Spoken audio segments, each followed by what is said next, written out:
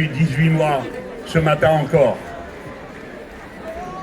Le malheureux peuple palestinien, encagé à Gaza, a été assailli de bombardements dans cette série ininterrompue de crimes de guerre qu'à la fin il faut appeler une tentative de génocide bien avancée. Et parce que le monde entier, faisant des phrases, les puissants de la terre, qui d'habitude nous régalent de leurs leçons de morale, distribuent les bons points entre les uns et les autres, devant ce massacre qui dure depuis 18 mois, n'ont rien à dire et sont incapables d'y faire face. La France, abaissée par son incapacité à s'exprimer fortement et publiquement, en faisant la seule chose qui est en son pouvoir à cette heure, dès maintenant, qui est de reconnaître l'État de Palestine pour mettre en échec Monsieur Netanyahou.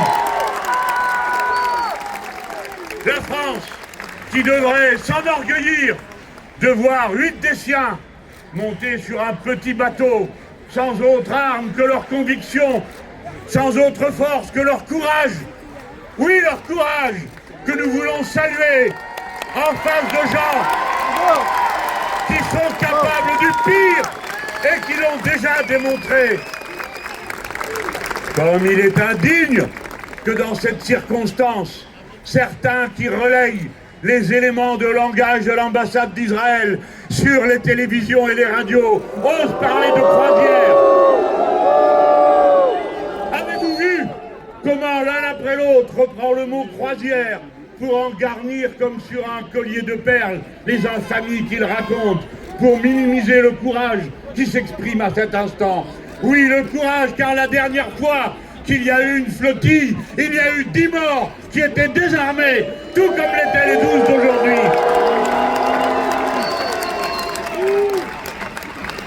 À présent, il y a dans cet équipage de 12 personnes dont je veux dire la liste parce qu'ils nous représentent tous autant que nous sommes de tous les pays d'Europe et de quelques-uns du monde.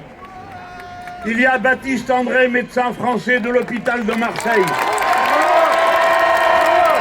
Réva Villard, militant écologiste français. Pascal Morieras, marin français. Yanis Mamdi, journaliste français de Blas. Omar Fayad, journaliste d'Al Jazeera.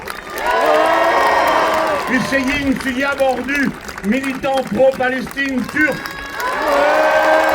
Yasemin Akarn, activiste pour le droit des réfugiés allemands. Sergio Toribio, marin et activiste écologiste espagnol. Marco Van Rennes, marin et capitaine du bateau néerlandais. Thiago Avila, coordinateur de la flottille de la liberté brésilien. Et bien sûr, Greta Thunberg, activiste écologiste suédoise. Et Rima Hassan, députée insoumise européenne. Madame Rima Hassan représente le peuple français qu'il a élu.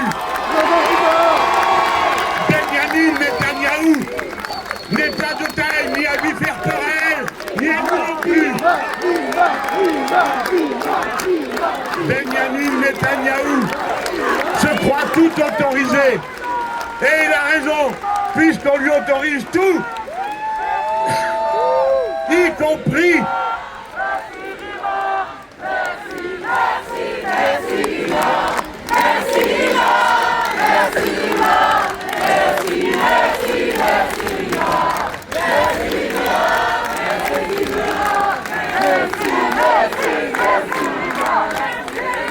Rima Hassan est députée européenne et par conséquent, monsieur Benyamin Netanyahou, vous qui croyez que tout vous est permis, puisqu'en effet, on vous laisse faire ce que vous voulez, et que le président de la République française est capable à la fois de tenir une conférence sur les océans tout en vous laissant commettre un acte de piraterie, car attaquer un navire qui circule dans des eaux internationales, s'emparer de lui et des personnes qui sont à bord est un acte de piraterie.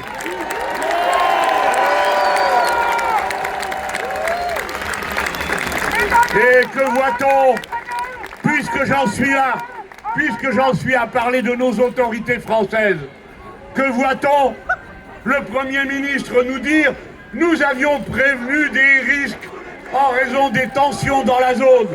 Mais enfin, on n'est pas en train de parler d'un voyage d'alpinistes qui seraient sortis des pistes. Nous sommes en train de parler de gens qui sont allés à main nue dans un petit bateau affronter un génocide et un blocus. Appelez les choses par leur nom. Appelez les choses par leur nom.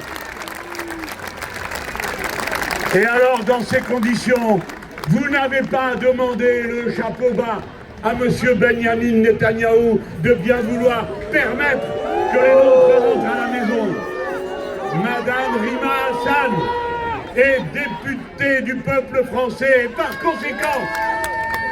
conséquent, vous ajoutez à l'acte de piraterie dans les eaux internationales l'acte de détention de quelqu'un qui bénéficie d'une immunité du fait de son statut de parlementaire. Nous ne vous demandons pas poliment de nous rendre notre député. Nous vous ordonnons de respecter le droit, de le respecter à Gaza, de le respecter dans les eaux internationales et devant les obligations qui sont les vôtres. Bravo! Alors, il paraît qu'on nous répond que ce n'est pas une arrestation. Alors qu'est-ce que c'est de saisir un bateau, d'arrêter les gens qui sont à bord et de les emmener dans une prison si ce n'est pas une arrestation? Avec qui pensez-vous que vous allez pouvoir jouer sur les mots, monsieur Netanyahou?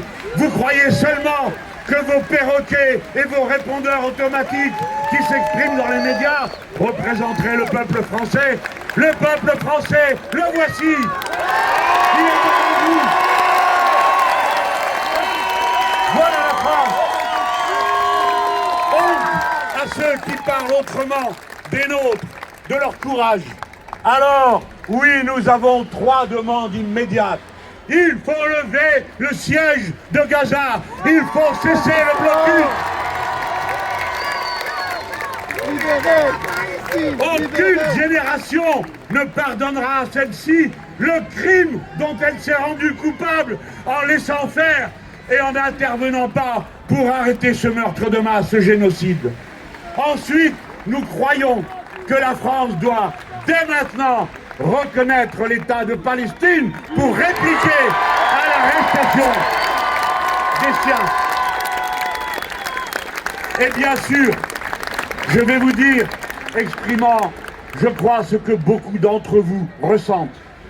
Oui, nous craignons ce qui est en train de se passer là-bas.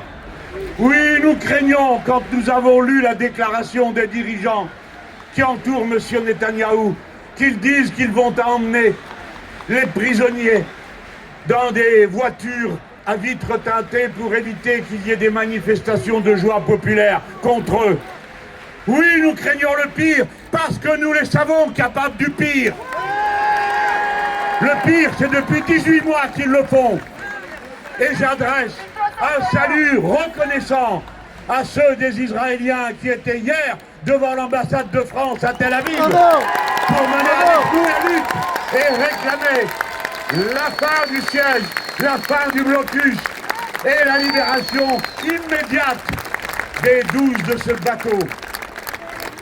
Puisse cet instant rester gravé dans le cœur de chacun d'entre nous, comme le souvenir extraordinaire de ce que le courage peut faire, de ce que ces femmes hardies, défiant la mort les yeux dans les yeux, ont été capables de faire, c'est-à-dire en 24 heures, davantage que des dizaines de gouvernements, des dizaines d'armées qui restent les 2 pieds dans les mêmes chaussures à regarder ce qui se passe. Gloire à la lutte, gloire à Rima, gloire à Greta et aux 12. Samedi, je vous demande d'être tous là de nouveau, samedi, pour un grand et immense rassemblement du peuple français au service des Palestiniens, comme le sont aujourd'hui même 160 regroupements dans tout le pays. Gloire à la lutte, seule la lutte fait vivre et tient debout.